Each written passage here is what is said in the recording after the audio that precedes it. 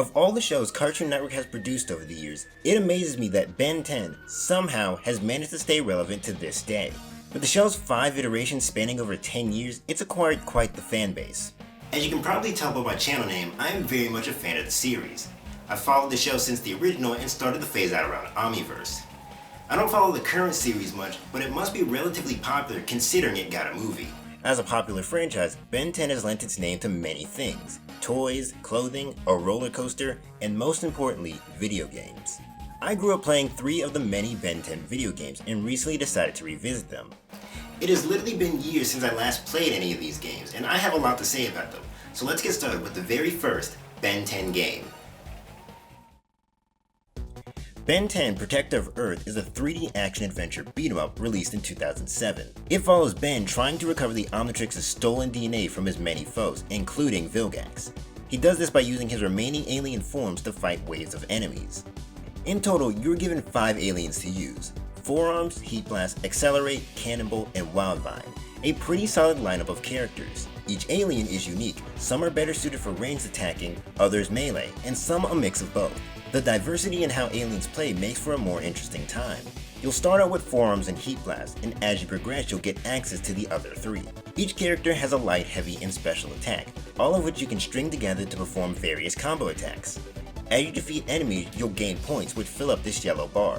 When the bar is full, you get to unlock a new combo move for one of your aliens. Next to the yellow bar is your health meter and Omnitrix gauge. The gauge will gradually deplete as you attack and will eventually turn you back into Ben. You can replenish your health and your gauge by collecting these red and green symbols. The game has 5 areas, each with 5 levels. The first 2 being standard levels where you progress to the end and fight waves of enemies. The third level is similar with the addition of a mini-boss. 4th is the boss level, and 5th is an enemy rush level where you fight all the enemies you've encountered in that area. The levels are pretty well designed. Most stages have you running from the start to the end, but they make it interesting by adding platforming and puzzle solving bits. Certain aliens have special abilities that can be used to get past obstacles scoured across the level. Forearms can move rocks, Heat Blast can absorb fire, Accelerate can speed past closing doors, Cannonball can jump ramps, and Wildvine can swing across gaps. In the early stages, some obstacles require aliens you don't have yet, which encourages you to replay those stages when you get those aliens. Most of the enemies you'll fight are callbacks to the show, like the Mummy, Vilgax's robots, or the Forever Knights, and they're all given several variations with unique stats to make things more challenging. There are also a fair share of original enemies that have got some really nice designs. The boss fights often varied in difficulty. Some I was able to beat first time, while others took me several tries. That's not to say any fight was extremely easy or hard. Each fight I had to adapt and take a different approach. I couldn't just run up and spam combo moves. I had to strategize. I found in most of my fights I needed to incorporate blocking, which isn't something I usually do. The main boss battles like to incorporate quick time events as a means of escalating the fight. Typically you can't move on to the next phase of a fight until you successfully do the event. This can be a little annoying, but honestly I like them. They add some variety to the fights and give you a cool looking cinematic to watch, and unless you're using a controller like mine, it shouldn't be that hard. As a whole, this game feels very Ben 10. A beat-em-up is the perfect genre for a show like this. The controls work well, performing combos and changing aliens feels so natural, especially after you unlock the Master Control. On top of that, the visuals hold up surprisingly well for being over 10 years old, and a lot of the character models, especially the ones created for the game, look really great. The next game I played was Ben 10 Alien Force, which released in 2008. This game sees Ben, Gwen, and Kevin recovering various components to thwart the plans of the High Breed. This game is like a spiritual successor to Protector of Earth. It lifts a lot of elements from the previous game, like the controls, combo moves, and power-ups, but they don't really improve these elements and actually make them worse. This time around, you get to play as Swampfire, Big Chill, Spider Monkey, Jet Ray, and Humongosaur, as well as Gwen and Kevin. Not a bad selection of characters, but they all feel so weird to play as. The game is somehow slower than the previous one. Here's a comparison of the two, and as you can see, defeating enemies takes considerably longer in Alien Force. This problem is further exaggerated by the weird physics of each character. I ended up using Swampfire in majority of the game as he was the most tolerable. I like that Kevin and Gwen are playable characters, a good step forward coming from the last game, but they really dropped the ball on this one. First off, they didn't commit and only had them playable in 2 levels in the entire game. And then there's how they fight. Like in the show, Kevin can absorb materials, but every material he absorbs does the same damage, so there is no reason to choose a specific material over another. And Gwen can use her magic, but her moveset is so underwhelming that I found it easier just to use melee attacks. On that note, ranged attacks in this game are so infuriating to use. They have such a narrow hitbox that it's hard to accurately hit enemies from afar and practically impossible to hit more than one at a time. If two enemies are close enough, you might be able to hit both of them at once, but that is such a rare occurrence. This game has 8 levels compared to the last game's 24, a pretty sizable difference. Protector of Earth's levels were relatively fast paced, typically taking me about 10 to 15 minutes. Alien Forces levels are long and drawn out, taking me nearly 45 minutes to beat.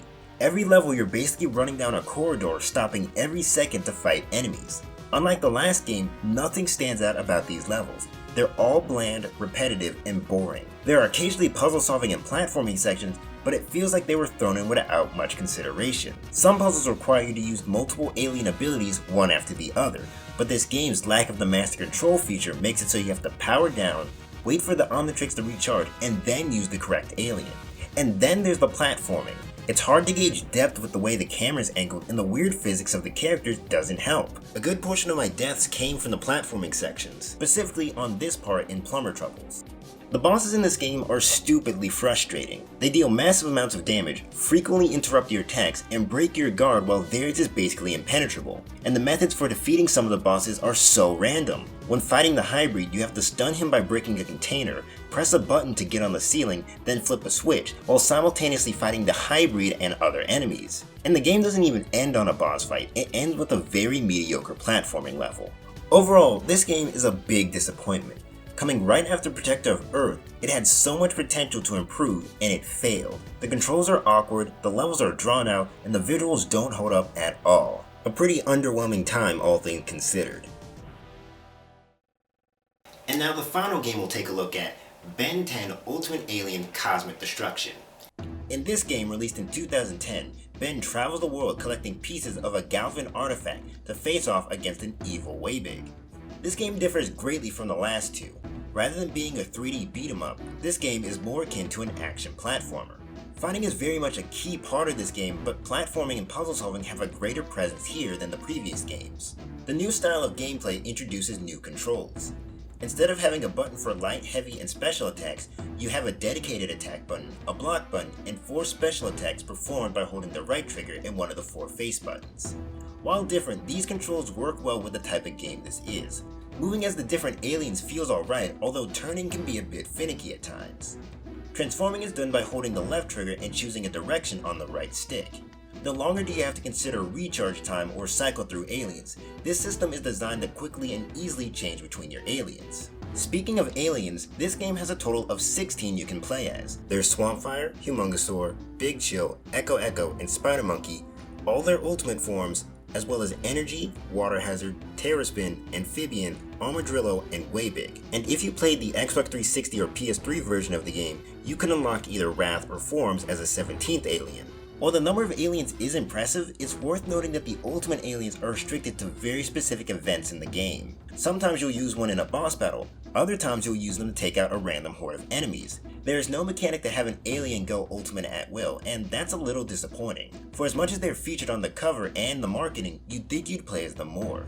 Keeping in mind Waybig is boss battle exclusive, and Wrath and Fourarms you have to unlock. At the start of the game, you have access to 10 aliens. Before every level, you get a chance to choose the 4 aliens you want on your quick select. The game will recommend 3 aliens that are necessary to progress through the level, but you're not required to choose them as you can edit your quick select at any point in a stage.